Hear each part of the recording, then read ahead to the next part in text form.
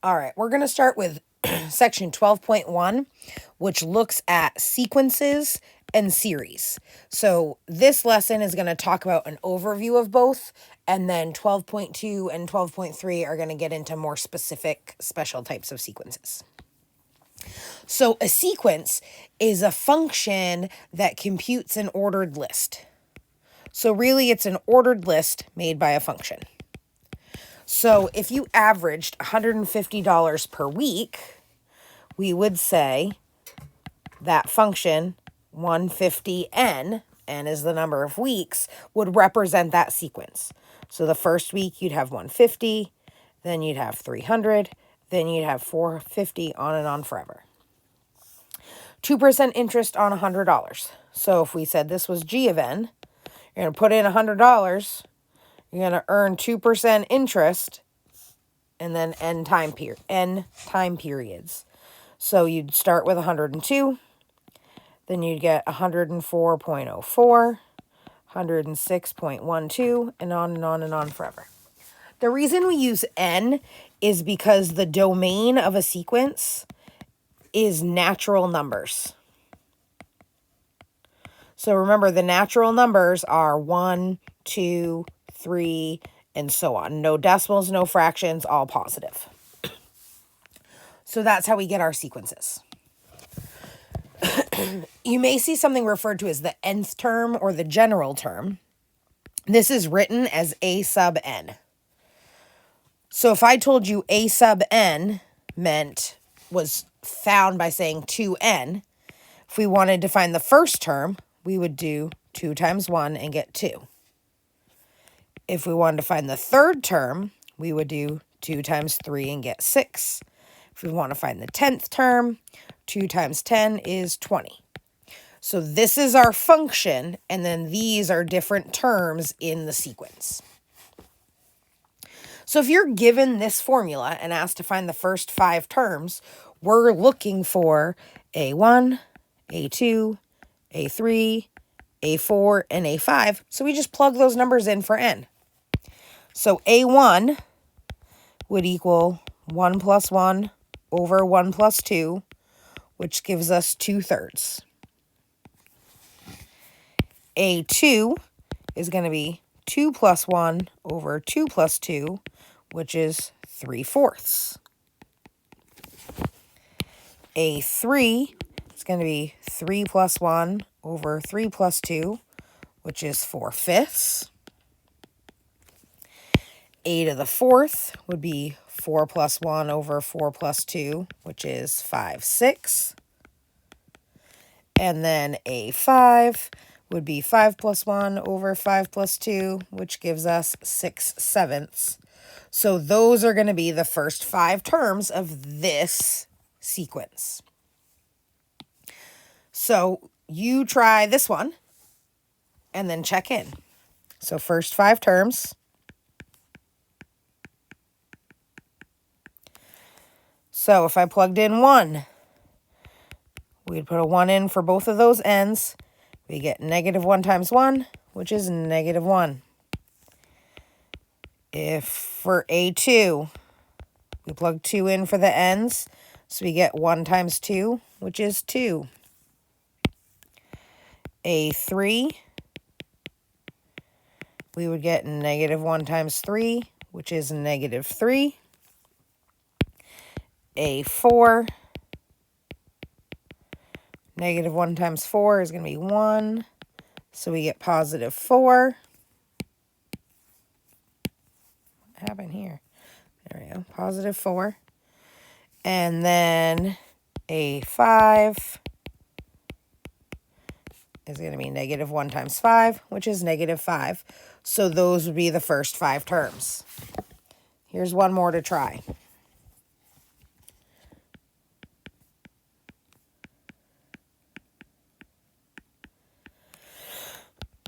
So if I did A1, we'd get -1 over 2, so -1/2. A2 would be this, which would give us +1/4. A3 we'd plug 3 in for n. So we'd get negative 1 over 8. A 4, we'd plug 4 in for n. So we'd get 1 over 16. And then a 5, we'd plug 5 in for n. We'd get negative 1 over 32. So it's just a matter of plugging those into the functions. Now, if you hear about a convergent series, this just means that the terms get closer and closer to some number. To some real number.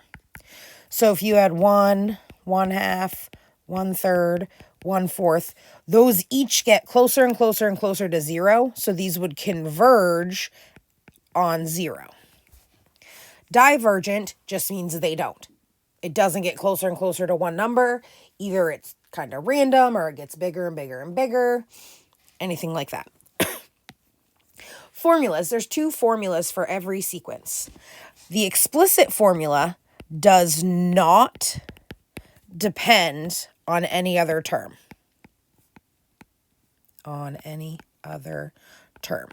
So those ones we were working with so far, if we go back here and look, these ones, I didn't need to know the other terms to get it. I could find each one separately. That's an explicit formula. A recursive formula defines the terms by using other terms.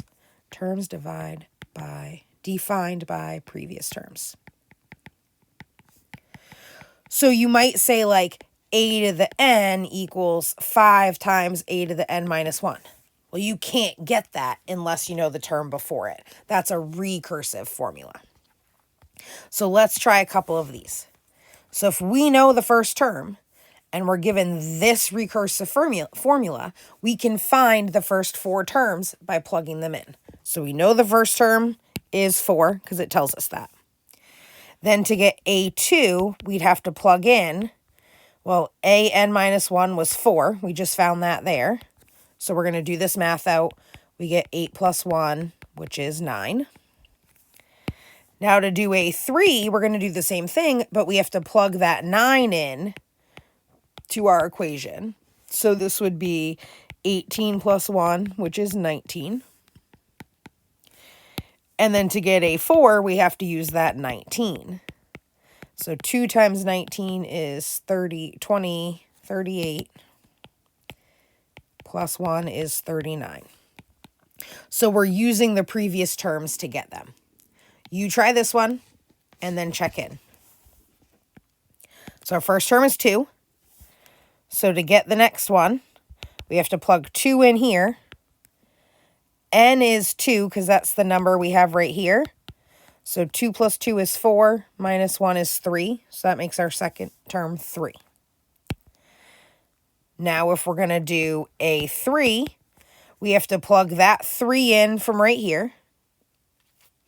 And then our n minus 1 is like saying 3 minus 1. So 3 plus 3 is 6, minus 1 is 5. So that third term is 5. Then if we're going to do the fourth one, we have to use the 5 we just found. And then our 4 is n, so 4 minus 1. And 9 minus 1 is 8. So now we have the first 4 terms of that. Let's look at this word problem here. Frequently, the population of a particular insect grows rapidly at first and then levels off because they're competing for resources. In one study, the behavior of the winter moth is modeled by this sequence, representing the population density in thousands per acre during the year. So if we were giving a table of values, we would have our n and our an. So n can be 1, 2, 3, 4, 5, 6, 7, and so on. So a to the 1 is 1. They tell us that. If we plug 1 into this equation, so we're doing 2.85 times 1 minus 0.19 times 1 squared, we end up getting 2.66. If we plug the... Now, to do the next one, we would plug 2.6 in. So 2.85 times 2.66 minus 0.19 times 2.66 squared, and we'd get 6.24. And then if we plugged in 6.24, we'd get this. If we plugged that in, we'd get this, and so on. I'm just going to fill in the rest of the chart here. You can always pause the video and try them yourself if you want to make sure, but it's just plugging the previous term into that formula. Now, if we were to graph that, so let's say 1, 2, 3, 4, 5, 6, 7, 8, 9, 10, 11, 12. 4, 5, 6, 7, 8, 9, 10. All right. So the first point was 1, 1. Then we had 2, 2.66, 3, 6.24, 4, 10.39, 5, 9.11, 10.2, 9.3. And it just goes like this. So as you can see, the dots get closer and closer. They go above, below, and they're converging somewhere in the middle of 9. I don't know what happened there. So if you look, these are the closest two, 9.43 and 9.98. So it's somewhere between those, but they're converging at, so let's say 9.7. That's right in the middle of 0.4 and the next number. So they're converging on that. Converging at 9.7. So that's where the population would stabilize, is really what that means. All right. The term series is a sum. So a series talks about the sum of the terms of a sequence. So if you had a sequence 1, 2, 3, the series would be 1 plus 2 plus 3. That gets a sum of 6. So the only difference. So here, if we were talking about a starting salary of $50,000 and they get a raise of $2,000 per year, the sequence would be 50,000 and then 52,000 and then 54,000 and 56,000 and so on. If we said the first 5 years, it would go to 58,000. If we wanted to know the total earned, that makes a series. So the terms of the series are the same, but instead of commas, we have plus signs. So exactly the same numbers, we're just adding them together now, and we can get the sum of that series to be 270,000. So the sequence is the list, the series is the sum. An infinite series goes on forever. So if you have a finite series, it ends. So you might see these dots, but there'd be a number after it. If there's a number at the end or after the dots, it's finite. It ends. Infinite means it goes on forever. So it's going to end with these 3 dots. You can still find a sum of these using a formula, but I just wanted you to see what the difference is in those two. So if I asked you to decide if it was infinite or finite, it would be based on those 3 dots. Summation notation. This is a way to write sums or series. So if you see this symbol right here, this is your Greek letter sigma. It means sum. Whenever you see that, you're adding everything up. And then your little I is called your index of summation. That's just how you're going to, it tells you where to start your sum. It tells you where to start. So if you had a sum that's finite and you're looking at your terms, you can write it out as adding up all the terms, like here. Or you can use the summation notation, saying starting at term 1 and going to term n, this is what the terms look like, add them up. And then the difference is if it's an infinite series, you would have an infinity sign up here instead of an n. So that's the notation you'll see. This sigma means sum. The number down here tells you where to start. The number up here tells you where to end. And then whatever this is represents your actual series. So if we were to evaluate this one, we're starting at k equals 1 and we're ending at k equals 6. So we're going to find each of those terms. So if k equals 1, we'd plug 1 in. So 2 plus 1 is 3. When k equals 2, we plug 2 in. 4 plus 1 is 5. K equals 3. We get 9. K equals 4. We get 17. K equals 5. We get 33. And k equals 6. We get 65. So those are the terms, right here under the blue arrow. Those are the terms for our series. And then this sigma tells us to add those numbers all up, and we would actually have a sum of 132. So evaluating a symbol like that just means find all the terms, add them up. You can also, well, yeah, let's look at a couple. So write the terms. So for each of these, you're going to find the terms, and then if it's possible to evaluate, do that. So this first one tells us to start at 3 and end at 6. And this is what it looks like. So for 3, we'd put a 3 there. 4, 5, 6. Those are the terms, but because we don't know the values, we can't add it up. Here we're going to start at 1. We're going to end at 3. And this little x sub I means we're going to use the information over here, but the I is going to tell us which number to plug in. So if I is 1, we're going to do x sub 1. So this would be x sub 1, which up here tells us is 2. So we're going to plug 2 in to the equation and get 12 minus 2 is 10. When I is 2, we're looking for x sub 2. That's 4. So we would do 6 minus 4, or 6 times 4 is 24, minus 2 is 22. And then we do 3. X sub 3 is 6. So 6 times 6 is 36, minus 2 is 34. And then the sigma tells us to add those all together, and 32 and 34 is 66. So you try this one, pause the video, and check in. If you don't know what to do, just keep watching. So this is a function, f of x sub I. So it's going to tell us what to do here.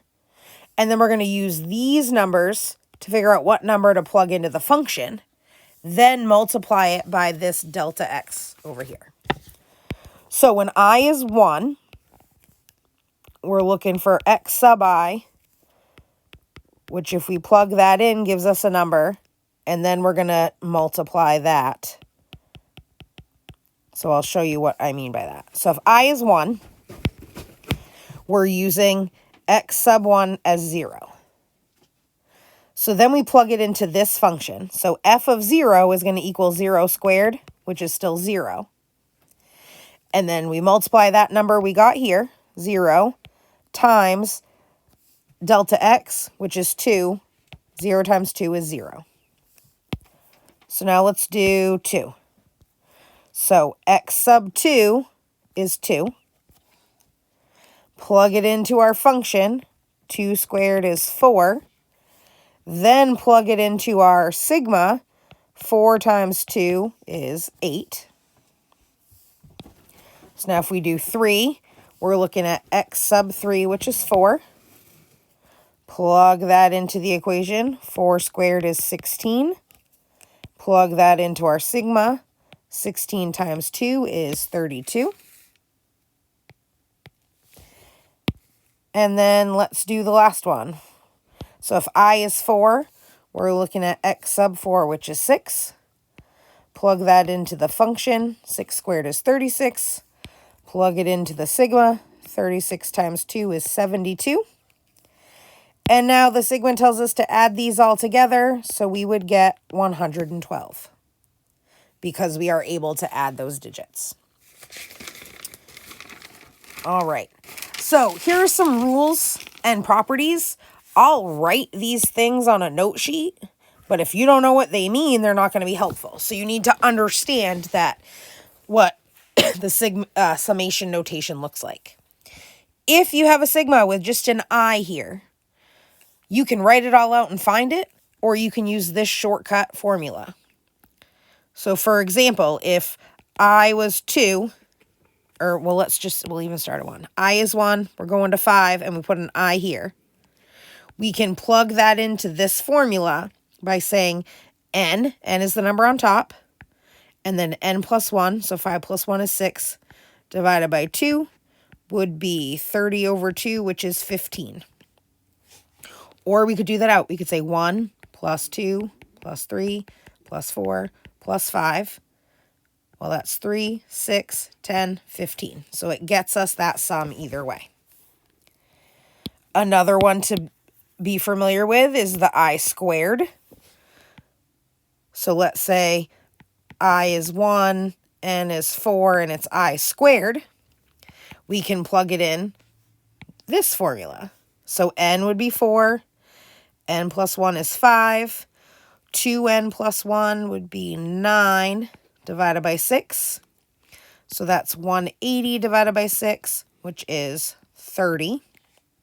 And if we added those up, 1 squared plus 2 squared plus 3 squared plus 4 squared, 1 plus 4 is 5, plus 9 is 14, plus 16 is 30.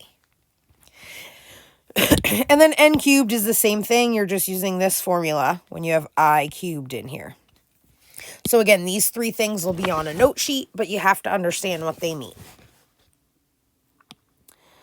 I'm actually gonna, I can't, okay. Summation properties. So if you have something like this with just a constant in here, you can actually multiply the constant times n and get the answer without having to do it all out.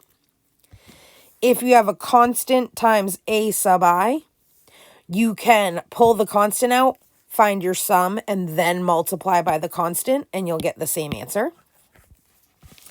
And then if you have different parts, either added or subtracted, you can calculate those separately and then add or subtract your sums, so you can worry about each part individually. So again, I will give you these, but you have to know what they mean in order to solve them. Use them. So if we looked at this one, this has a constant here. So we're going to use this first property where we just multiply n times c. So our n is 40 because that's the number on top. The constant is 5. If you multiply those together, you get 200.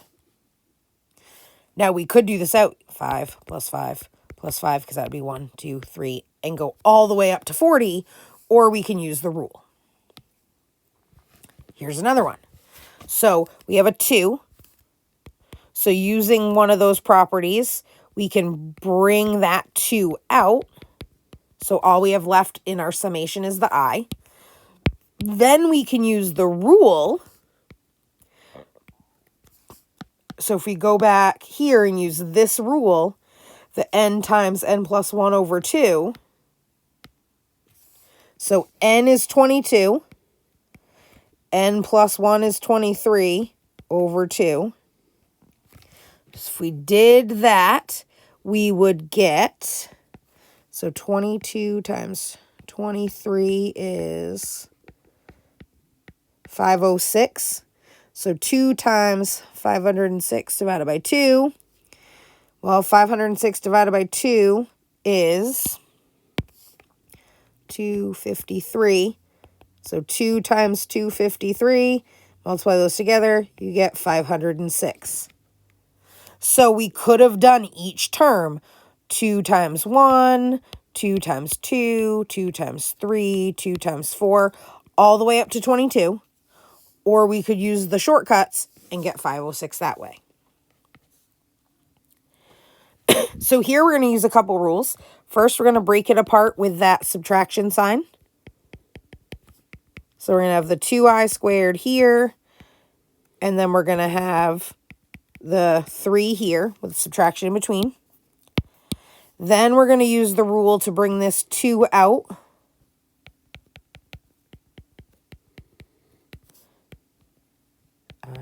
times 1, 14, 3. Now we can solve these.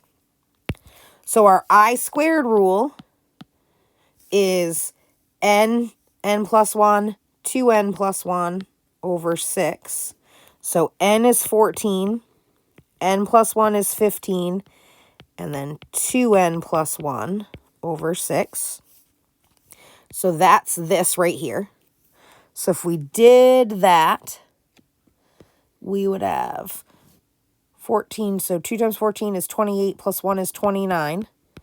So 14 times 15 times 29 over 6 gives us 6,090 over 6, which is 1,015. Bring this 2 down. 2 times 1,015 is 2030. So that's this first block. Now over here, we can do our NC. So 3 times 14 is 42. So 2030 minus 42 is 1988, using all of those rules combined.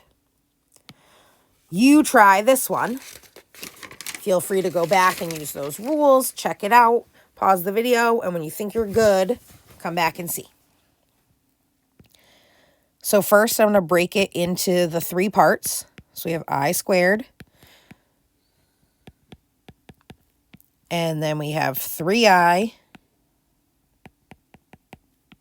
And then we have 5. This part here, we're going to use our I squared rule, which was n plus 1, 2n plus 1.